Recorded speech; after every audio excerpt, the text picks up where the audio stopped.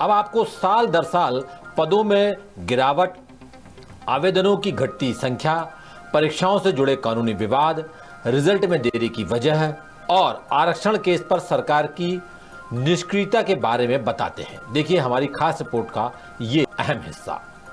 मध्य प्रदेश लोक सेवा आयोग की राज्य सेवा परीक्षाओं में हर साल वैकेंसीज कैसे कम होती जा रही हैं, आपको उसकी बानगी दिखाते हैं।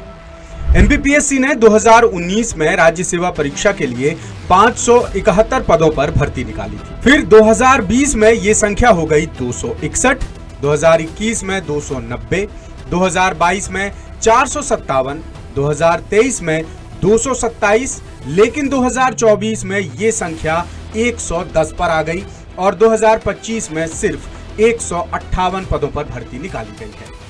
2019 में जब 571 पद थे तब करीब 3.25 लाख आवेदन आए थे, लेकिन 2024 में 110 पदों की वजह से सिर्फ 1,89,000 आवेदन और 2025 में 158 पदों की वजह से महज 1,10,000 आवेदन ही आ पाए हैं। और रिजल्ट का आलम यह है कि आयोग राज्य सेवा परीक्षा का रिजल्ट 2 साल से पहले जारी ही नहीं कर पा रहा है।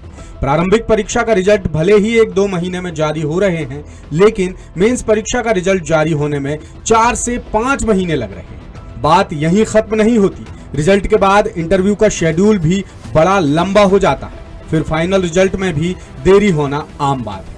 मिसाल के तौर पर 2022 की असिस्टेंट प्रोफेसर भर्ती में अब तक किसी भी विषय का फाइनल रिजल्ट नहीं आया है। वहीं सिर्फ 12 पदों के लिए आयोजित राज्य वन सेवा परीक्षा 2024 का फाइनल रिजल्ट भी आज तक घोषित नहीं हुआ है। साथ ही हैंडलूम परीक्षा में कुल 6 पद हैं और आयोग इसका फाइनल रिजल्ट भी जारी नहीं कर पाया है। इस तरह कई अहम सरकारी भर्तियों के रिजल्ट आज तक रुके हुए हैं और आयोग पूरी बेशर्मी के साथ अपने कामकाज को बेहतर बनाने के दावे पर दावे कर रहा है। दूसरी तरफ आयोग की लगभग हर भर्ती परीक्षाओं में कोई ना कोई कानूनी पेच फंसे हैं, चाहे वो 2025 की राज्य सेवा प्रारंभिक परीक्षा या मेंस जैसी अहम भर्तियां हों जिन पर हाल ही में हाईकोर्ट ने रोक लगा दी है, और चाहे वो आईटीआई प्रिंसिपल जैसी सामान्य भर्ती हो। हर परीक्षा में प्री के सवालों को लेकर बाकी गफलतों के खिलाफ कोर्ट में केस पर केस लग रहे हैं।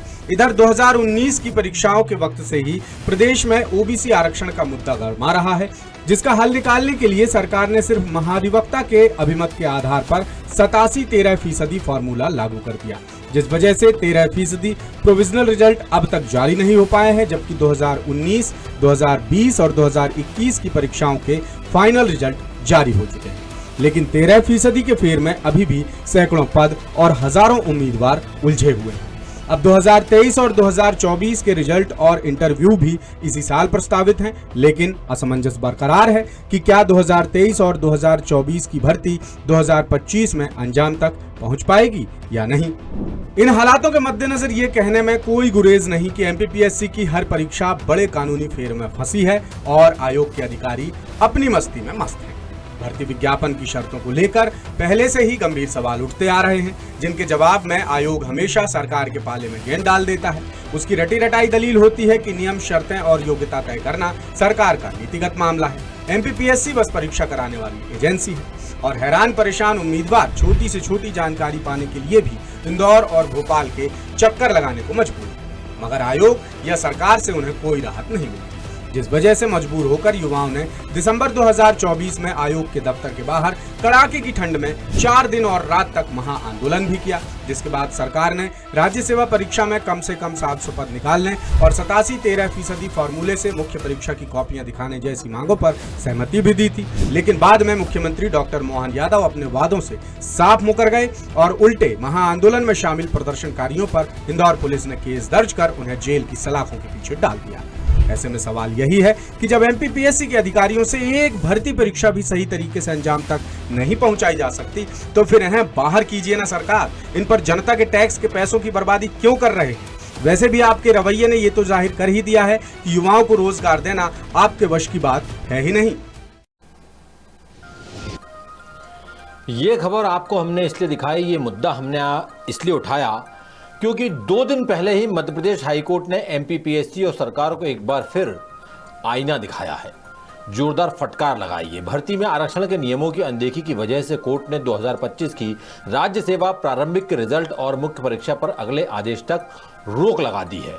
और इस गफलत का आलम यह है कि प्रारंभिक परीक्षा का रिजल्ट बीते 5 मार्च को ही आ चुका है और मुख्य परीक्षा भी 9 से 14 जून तक प्रस्तावित है।